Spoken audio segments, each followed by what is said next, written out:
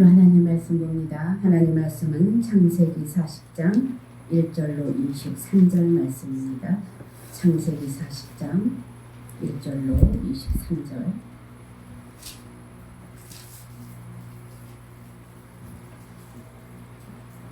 다 같이 한 목소리로 합독하겠습니다. 그 후에 애굽 왕의 술 맡은 자와 떡 굽는 자가 그들의 주인 애굽 왕에게 범죄한지라. 바로가 그 두 관원장 곧 술 맡은 관원장과 떡 굽는 관원장에게 노하여 그들을 친위대장의 집안에 있는 옥에 가두니 곧 요셉이 갇힌 곳이라. 친위대장이 요셉에게 그들을 수종들게 하매 요셉이 그들을 섬겼더라. 그들이 갇힌 지 여러 날이라. 옥에 갇힌 애굽 왕의 술 맡은 자와 떡 굽는 자 두 사람이 하룻밤에 꿈을 꾸니 각기 그 내용이 다르더라. 아침에 요셉이 들어가 보니 그들에게 근심의 빛이 있는지라.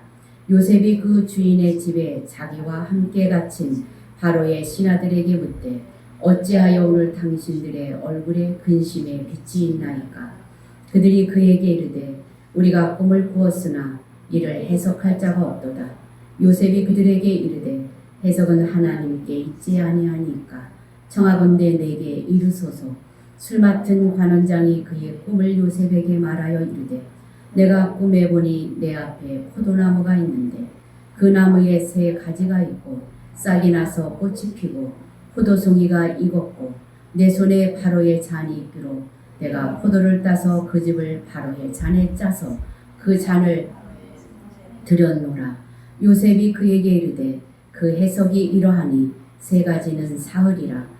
지금부터 사흘 안에 바로가 당신의 머리를 들고 당신의 전직을 회복시키리니 당신이 그 전에 술 맡은 자가 되었을 때에 하던 것 같이 바로의 잔을 그의 손에 드리게 되리이다. 당신이 잘 되시거든 나를 생각하고 내게 은혜를 베풀어서 내 사정을 바로에게 아뢰어 이 집에서 나를 건져 주소서. 나는 히브리 땅에서 끌려온 자여 여기서도 옥에 갇힐 일을 행하지 아니하였나이다.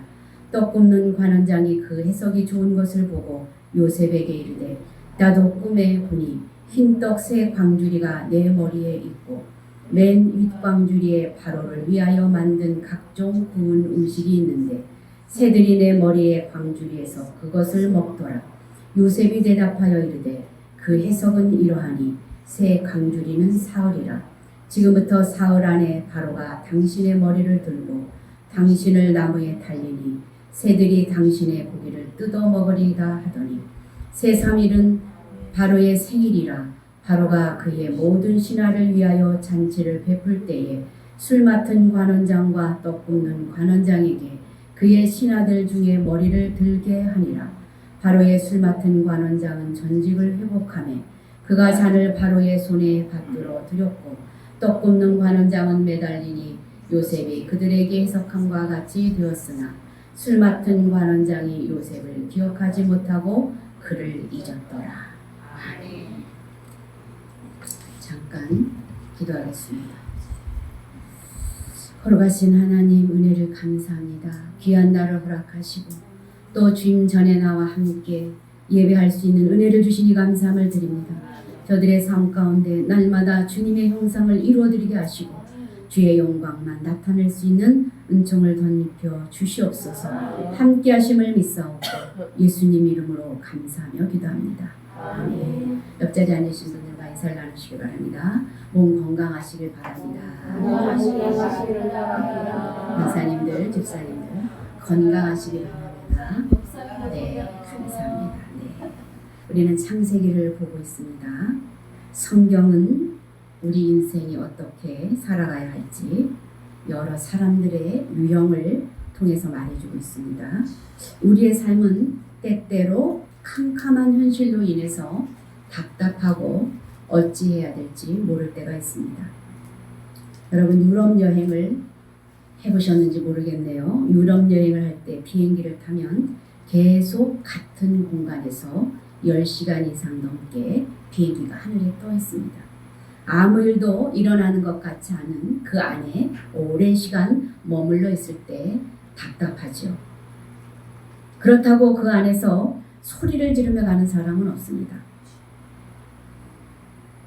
고난이 계속 지어지는 이런 일들이 우리 속에서 있을 때 불안이 오고 끝날 것 같지 않은 일들이 계속 지속되어지면 어떻게 하나 그런 마음이 들 때가 있습니다. 비행기 안에 있을 때 반드시 시간이 지나면 목적지 안에 도착하는 것처럼 우리 인생도 시간이 지나고 나면 목적지에 도착할 날이 있을 것입니다. 지나고 난 세월을 보면 그때 왜 이랬구나 라는 것을 고백할 날이 있습니다. 그러므로 우리 인생을 바라볼 때 크게 넓게 바라봅시다. 하나님의 일하심을 보고 작은 사건 하나에 너무 힘들어하지 말고 나를 위해서 일하고 계시는 하나님을 믿고 매 순간 일하시는 주님 앞에 우리의 마음을 드리기를 원합니다. 창세기는요, 구원 사역을 이루어가는 여정을 보여주는 책입니다. 그래서 아브라함을 우리들이 살펴봤죠. 아브라함은 하나님과 약속한 사람으로서 맨 처음에 가나안 땅에 들어가서 터를 잡은 사람입니다. 그렇다면 이삭은 아브라함의 아들로서 순종함으로써 복을 받는 사람, 어떻게 순종하는 사람이 복을 받는가 보여주는 사람입니다. 야곱은 인생 여정 가운데 고난과 많은 어려움이 있습니다. 그 가운데서 하나님이 그를 성화시켜서 어떻게 이끌어가는지 우리의 삶과 비교해서 보여주는 사람들입니다. 그렇다면 오늘 요셉은 어떤 사람일까요? 요셉은 하나님이 늘 함께 하셔서 임마누엘 하나님으로 우리를 이끌어 주시고 여러분들을 이끌어가는 하나님임을 보여주는 인물임을 기억하시길 바랍니다. 그래서 창세기 39장에서 41장까지는 애굽에 팔려간 요셉의 생활을 보여주고 있습니다. 우리 성경을 통해서 우리는 다 알고 있지만 요셉이 나중에 총리가 되었죠. 총리가 되었던 것을 아는데 그러나 인생 여정길에서 요셉은 그 길을 알지 못해요. 우리같이 똑같이 답답한 길을 가고 있어요. 얼마나 힘들었겠습니까? 그러나 그러한 고생을 통해서 한 인간이 성공을 말해주는 차원으로 이 성경을 보면 안 돼요. 개인사로 보지 말고 전체, 요셉의 삶 전체를 통해서 문맥 속에서 해석을 해야 돼요. 성경 안에서 왜 요셉이 저렇게 고생을 할까? 왜 종으로 팔려갈까? 아브라함의 언약 속에서 요셉도 있다는 것이에요. 그래서 요셉도 아브라함의 그 언약을 지켜나가는 사건 속에 있습니다. 그래서 요셉을 그 길에 하나님 역사하시는 그 사람으로 역사를 이루어가시는 하나님을 보여주는 사건이 오늘 창세기의 사건입니다.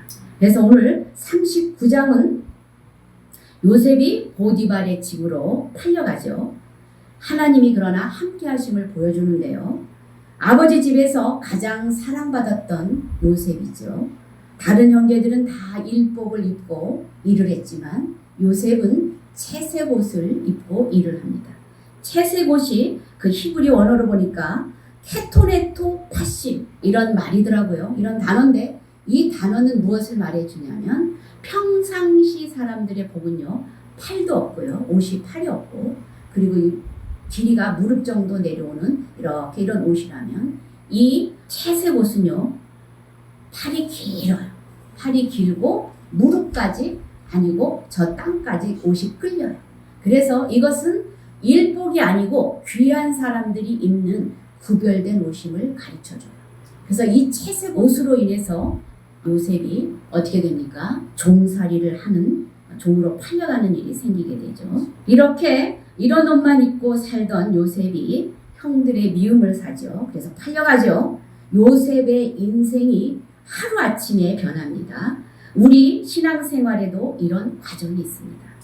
지나야 할 아픈 시간과 아픈 때가 있으며 넘어야 할 산과 장애가 있다는 것이죠. 큰 관점에서 보면 요셉은 하나님의 뜻을 이루기 위해서 애굽으로 큰 그릇으로 쓰임받기 위해서 준비되기 위해서 요셉은 애굽으로 팔려간 것이에요.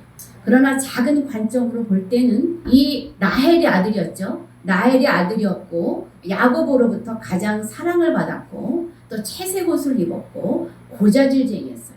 형들이 무엇을 하는지 봐라 라고 말하면 요셉이 다 가서 하루하루의 삶을 그 좋은 점을 말한 것이 아니라 나쁜 점을 성경에 보니까 언어를 보니까 나쁜 점을 고자질해서 읽는 거예요.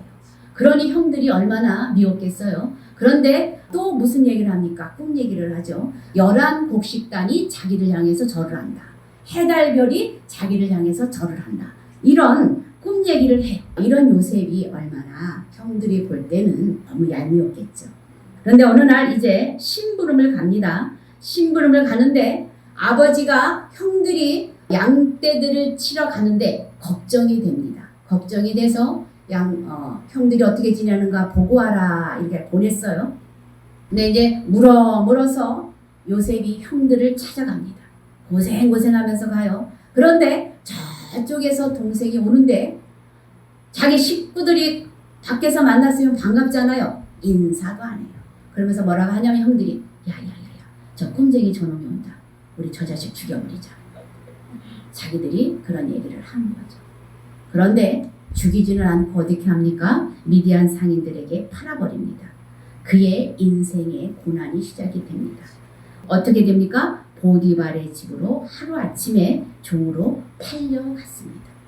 이렇게 종으로 팔려간 종 어떻게 지내는지 우리가 한번 볼게요. 창세기 39장 2절로 6절에 보니까 그 보디발의 집에 팔려갔으나 하나님이 어떻게 하셨는지 볼게요. 한번 읽어봅니다. 시작. 여호와께서 요셉과 함께 하심으로 그가 형통한 자가 되어 그의 주인 애굽 사람의 집에 있으니 그의 주인이 여호와께서 그와 함께 하심을 보며 또 여호와께서 그의 범사에 형통하게 하심을 보았더라. 요셉이 그의 주인에게 은혜를 입어 섬김에 그가 요셉을 가정 총무로 삼고 자기의 소유를 다 그의 손에 위탁하니 그가 요셉에게 자기의 집과 그의 모든 소유물을 주관하게 한 때부터 여호와께서 요셉을 위하여 그 애굽 사람의 집에 어떻게 했대요? 복을 내리심으로 여호와의 복이 그의 집과 밭에 있는 모든 소유에 미친지라. 주인이 그의 소유를 다 요셉의 손에 위탁하고 자기가 먹는 음식 외에는 간섭하지 아니하였더라. 요셉은 용모가 빼어나고 아름다웠더라. 뭐라고 말합니까? 요셉은 다른 사람하고 달랐어요. 하나님이 함께 하시는 자이기 때문에 그렇습니다. 눈이 반짝반짝하고 총명하고 뭔가 달랐어요. 그런데 일을 시켜봤더니 이것저것 아주 빠릿빠릿하게 잘해요. 모든 것을 환하게 파악하고 그 일들을 척척척척 해내는 것을 보고 이 보디발이 그를 총무로 삼았어요. 그리고 뭐라고 합니까? 이 집에 있는 모든 소유를 네가 관장해라. 먹고 마시고 하는 건 모든 간섭에 다 이끌어가라. 이렇게 했다는 것이죠. 그래서 하나님이 그에게 형통케 하셨고 가는 곳에 하나님의 그 보디발의 집에 요셉을 인해서 복이 내려졌고 그리하여서 요셉을 통해서 하나님의 사람임을 알게 하시는 것이죠. 이렇게 형통케 하시는 하나님께서 지켜주시면 계속 좋은 일만 있어야 되겠죠. 그런데 좋은 일만 있으면 얼마나 좋겠습니까? 어려운 일이 생깁니다. 보디발의 아내가 날마다 자기와 동침하자고 조릅니다. 요셉의 태도가 어떤지 한번 창세기 39장 9절 다 같이 읽어보겠습니다. 시작. 나보다 큰 이가 없으며 주인이 아무것도 내게 금하지 아니하였어도 금한 것은 당신뿐이니 당신은 그의 아내임이라. 그런즉 내가 어찌 그 큰 악을 행하여 하나님께 죄를 지으리까. 뭐라고 말합니까? 좋은 일만 있으면 괜찮은데 이 여자가 꼬시는 거죠. 뭐라고? 동침하자. 그러니 요셉이 말합니다. 주인이 당신은 금하지 말라고 하셨고 이것은 하나님 앞에 악을 행하는 것이기 때문에 나는 할 수 없습니다. 그런데 어떻습니까? 이 여자가 날마다 조르는 거죠. 어느 날이었습니다. 아무도 없는 방을 부릅니다. 그래서 들어갔습니다. 그런데 요셉을 또 붙잡는 것이죠. 그랬을 때 요셉이 그 옷을 뿌리치고 나오죠. 근데 그 여자가 그 옷을 잡아다니고 그 옷을 가지고 있다가 그 옷을 미끼로 어떻게 합니까? 요셉이 나를 강간했다. 이렇게 죄를 뒤집어 씌우는 것이죠. 그래서 어떻게 됩니까? 감옥에 들어가게 창세기 39장 20절로 23절입니다. 다 같이 읽어봅니다. 시작. 이에 요셉의 주인이 그를 잡아 어디 겠대요? 옥에 가두니 그 옥은 왕의 죄수를 가두는 곳이었더라. 요셉이 옥에 갇혔으나 여호와께서 요셉과 함께 하시고 그에게 인자를 더하사 간수장에게 은혜를 받게 하시매 간수장이 옥중 죄수를 다 요셉의 손에 맡김으로 그 재반 사물을 요셉이 처리하고 간수장은 그의 손에 맡긴 것을 무엇이든지 살펴보지 아니하였으니 이는 여호와께서 요셉과 함께 하심이라. 여호와께서 그를 범사에 어떻게 했대요? 형통케 하셨더라. 여러분, 감옥인데 무슨 형통합니까? 이렇게 생각이 들죠. 세상 사람들의 관점은 세상에서 누리며 사는 것이 형통인데 요셉은 지금 어디에 들어갔어요? 감옥에 들어갔습니다. 이해가 되지 않습니다. 그러나 여기 그 안에서도 여호와께서 범사에 그를 형통케 하셨다 하고 그 모든 일들을 요셉에게 다 간수장이 맡깁니다. 그런데 그 일들도 잘 해내는 거예요. 여러분, 형통이라는 것은요, 나를 통해서 하나님의 뜻이 이루어지고 있는 것이에요. 그리고 내가 하나님과 동행하며 교제하면서 가는 것을 형통이라고 합니다. 그래서 요셉은 지금 형통하다 그랬죠. 무슨 뜻을? 하나님의 뜻을 이루어가고 있는 중이기 때문에 형통하다는 것입니다. 근데 실제 그 속에서도 어땠어요? 사랑을 받고 모든 일들을 잘 처리했기 때문에 사람들이 그를 좋아했다는 것이죠. 여러분들 우리의 삶도 보면은요, 때로 우리 이렇게 힘들 때가 있어요. 환경적으로는 힘이 들지만 여러 가지 일들이 많은 변화는 없지만 그때마다 여러분들이 하나님의 은혜네 이렇게 생각할 적이 많이 있죠. 그것이 형통이라는 것입니다. 저도 이렇게 교회를 하면서 보면은 어려운 일이 있을 것 같은데 분명히 어려울 것 같은데 하나님이 또 잘 지나가게 하시고 모든 일들을 관장해 가시는 것을 하나님 섭리 안에서 주관한 것을 깨닫게 돼요. 그래서 이런 것들이 하나님의 은혜 안에 있는 형통함이라는 것입니다. 이제 오늘 본문은 40장인데요. 40장에 보니까 감옥에서 애굽 왕의 술 맡은 관원장과 떡 굽는 관원장을 만나게 됩니다. 이 감옥에 두 관원장이 들어오는데 그 관원장을 만나게 하시고 이제 그 관원장들을 통해서 하나님이 요셉에게 꿈을 해석하게 하는데요. 그 관원장들이 꿈을 꿨는데 그 꿈을 해석을 할 수가 없는 것이죠. 그렇게 해석이 안 되어지니까 이제 요셉이 해석한 대로 그 사람들의 일이 다 진행이 되는 것을 보여주고 있는데요. 그렇게 하면서 여기 요셉이 나가면서 그 사람에게 부탁을 하죠. 당신의 왕에게 내가 이 억울하게 여기 쓰는 것을 알려주고 나를 꺼내주시기를 부탁합니다. 그런데 이제 그런 내용을 우리가 살펴볼게요. 이제 두 관원장이 꿈을 꿨는데 6절부터 7절의 꿈인데 무슨 꿈인지 한번 읽어보겠습니다. 시작. 아침에 요셉이 들어가 보니 그들에게 근심의 빛이 있는지라. 요셉이 그 주인의 집에 자기와 함께 갇힌 바로의 신하들에게 묻되 어찌하여 오늘 당신들의 얼굴에 근심의 빛이 있나이까. 요셉이 하루는 들어가 봤습니다. 관원장들이 얼굴이 빛이 새까맣게 돼서 근심 가운데 있는 것을 봅니다. 그랬을 때 요셉이 물어보죠. 도대체 무슨 일이 있었습니까? 그랬더니 꿈을 꿨는데 이상한 꿈을 꿨다. 근데 그것을 해석을 할 수가 없다 말을 하죠. 그러니까 요셉이 그렇습니다. 요셉이 그러면 얘기를 좀 해주십시오. 그러니까 어떻게 해석을 할 수 없는데 말을 하겠느냐 말하죠. 그럴 때 요셉이 말합니다. 요셉의 말 8절 읽어봅니다. 시작. 그들이 그에게 이르되 우리가 꿈을 꾸었으나 이를 해석할 자가 없도다. 요셉이 그들에게 이르되 해석은 하나님께 있지 아니하니까 청하건대 내게 이르소서. 요셉이 말하죠. 요셉이 신앙이 나오죠. 해석은 누가 해준다고 하죠? 하나님이 안다 라고 말하고 있습니다. 그래서 이제 술 맡은 관원장의 꿈을 이제 들어보는데 어떤 꿈인지 한번 들어봅시다. 9절부터 11절까지입니다. 읽어봅시다. 시작. 술 맡은 관원장이 그의 꿈을 요셉에게 말하여 이르되 내가 꿈에 보니 내 앞에 포도나무가 있는데 그 나무에 새 가지가 있고 싹이 나서 꽃이 피고 포도송이가 익었고 내 손에 바로의 잔이 있기로 내가 포도를 따서 그 즙을 바로의 잔에 짜서 그 잔을 바로의 손에 들였노라.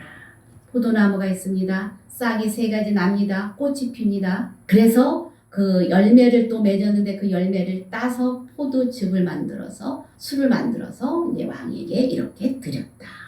이런 꿈을 꾸었어요. 그래서 이제 요셉이 해석을 해줍니다. 무슨 내용인지 한번 들어봅시다. 시작. 요셉이 그에게 이르되 그 해석이 이러하니 3가지는 사흘이라. 지금부터 사흘 안에 바로가 당신의 머리를 들고 당신의 전직을 회복시키리니 당신이 그 전에 술 맡은 자가 되었을 때에 하던 것 같이 바로의 잔을 그의 손에 드리게 되리이다. 뭐라고 합니까? 당신이 하던 일이 전직이 회복되어서 이제 왕의 신하로서 다시 그 일들을 할 수 있을 것입니다.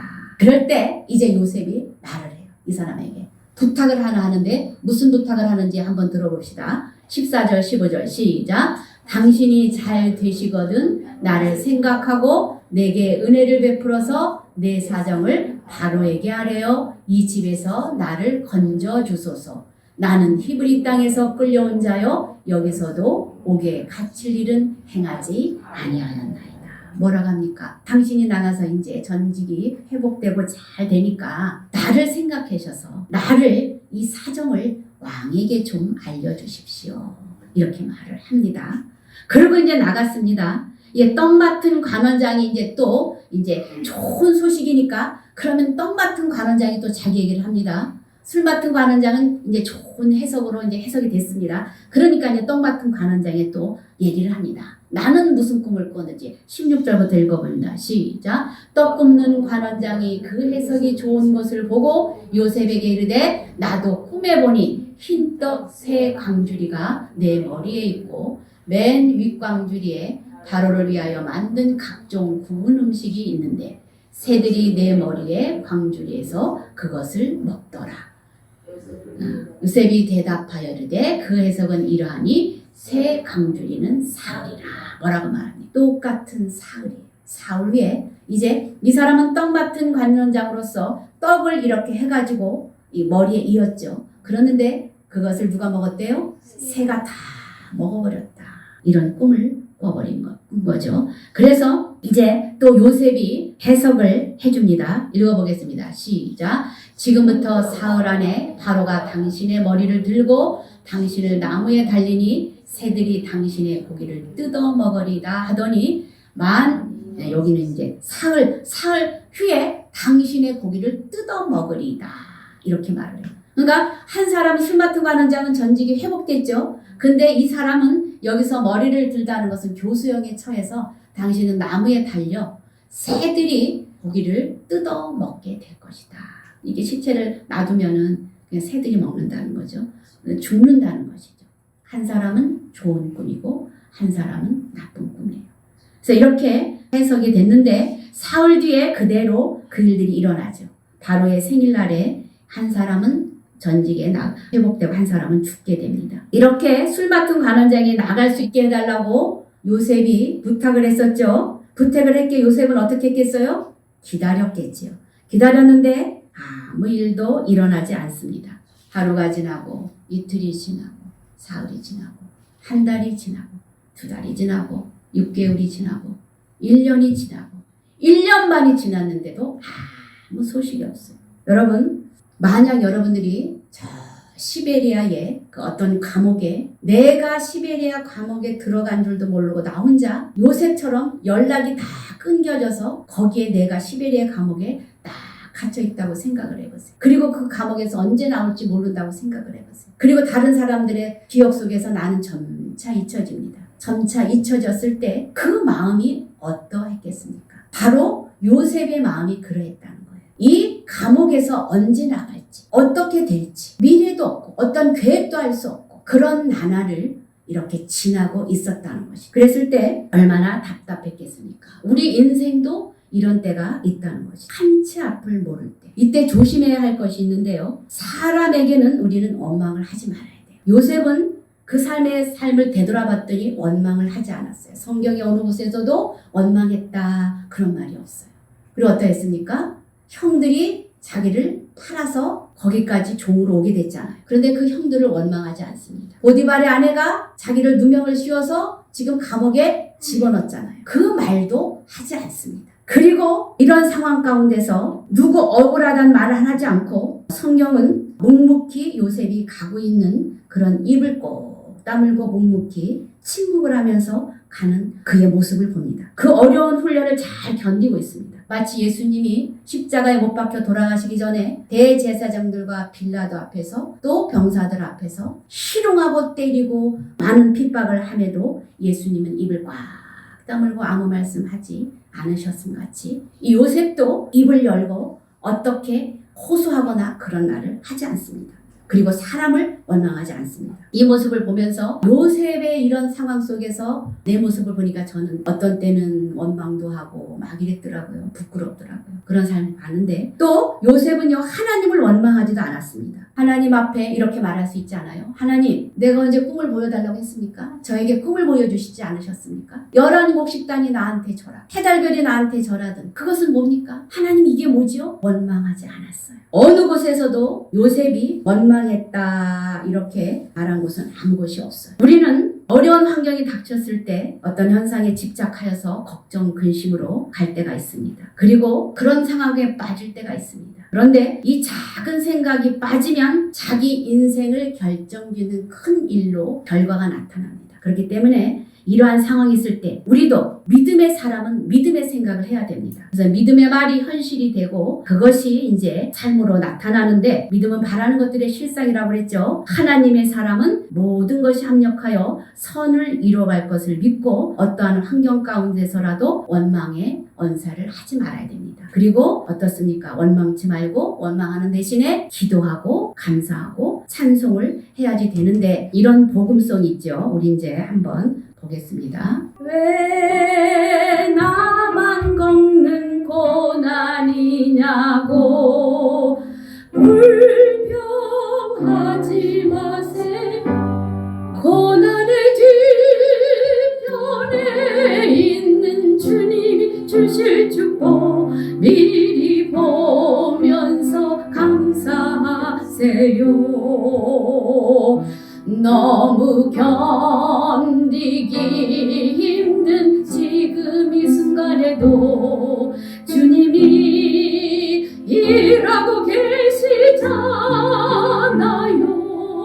남들은 지쳐 앉아있을지라도 당신만은 일어서세요. 크게 해보세요. 힘을 내세요. 힘을 내세요. 주님이 손잡고 계시잖아요. 주님의 나와 함께함을 믿는다며 어떤 역경도 이길 수 있잖아요. 왜 이런 슬픔 찾아왔는지 원망하지 마세요. 당신이 잃은 것보다 주님께 받는 애 더욱 많음에 감사하세요. 너무 견디기 힘든 지금 이 순간에도 주님이 일하고 계시잖아요. 남들은 지쳐 앉아있을지라도 당신만은 일어서세요. 힘을 내세요. 힘을 내세요. 주님이 손잡고 계시잖아요.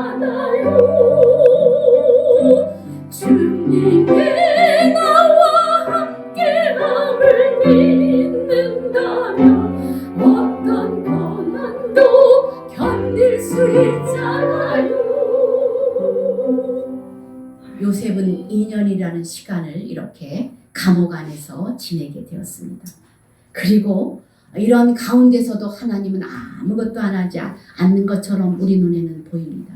그런데 하나님은 어떻게 하십니까? 이사야 43장 2절에 보면 이런 말씀이 있습니다. 다 같이 한번 읽어봅니다. 시작. 내가 물 가운데로 지날 때에 내가 너와 함께 할 것이라. 강을 건널 때에 물이 너를 침몰하지 못할 것이며 내가 불 가운데로 지날 때에 타지도 아니할 것이요 불꽃이 너를 사르지도 못하리. 그렇습니다. 우리 환경을 보면 아무 일도 일어나지 않습니다. 고난의 연속이 계속되어지는 것으로 보여집니다. 비행기 안에 있는 것처럼 마치 비행기 안에 몇 시간씩 가는데 답답한 시간이 지속되는 것처럼. 그러나 비행기는 어떻게 해요? 목적지에 가듯이 아무 일도 일어나는 것 같이 보여지지 않습니다. 그러나 하나님은 어떻게 합니까? 물 가운데로 갈 때 물이 우리를 침몰치 못하게 하시고 불 가운데로 갈 때 불이 우리를 사르지 못하게 하시는 하나님의 손길이 있다는 것이죠. 그럼 이제 시편 37편 5절 6절의 말씀은 뭐라고 말씀하시는지 우리가 살펴봅니다. 시작. 내 길을 여호와께 맡기라. 그를 의지하면 그가 이루시고 내 의를 빛같이 나타내시며 내 공의를 정오의 빛같이 하시리로다. 뭐라고 합니까? 하나님 앞에 우리의 모든 것을 맡기고 갈 때, 그를 의지하고 갈 때 주님이 다 함께 해주시고 막을 것 막아주시고 보호할 것 보호해주시고 깨닫게 하시고 인도하셔서 하나님의 은혜 가운데 들어가게 하신다는 것입니다. 그래서 우리는 어떻습니까? 인생을 크게 넓게 바라봅시다. 그리고 믿음으로 맡기고 사는 그런 삶이 됩시다. 강하고 담대하게 갑시다. 하나님의 뜻대로 구하며 원망하지 맙시다. 감사와 기도의 삶으로 감옥 같은 환경에 처했을지라도 하나님을 바라보며 인생 전체를 바라보며 하나님의 기쁘신 뜻을 신뢰하며 하나님 계획 가운데 순종하며 은혜 가운데 살다가 다 저천국에 들어가는 백성들이 다 되시길 주의 이름으로 축원합니다. 이 시간에 한번 다 같이 한번 기도합니다. 고난의 때에 원망하지 말고 묵묵히 가기를 원합니다. 나의 맡겨진 삶에 최선을 다하며 감사하며 가기를 원합니다. 반드시 이루실 하나님의 약속을 붙잡고 담대하게 가기를 원합니다. 이 세 가지 제목을 붙잡고 우리가 통성으로 한번 기도하겠습니다.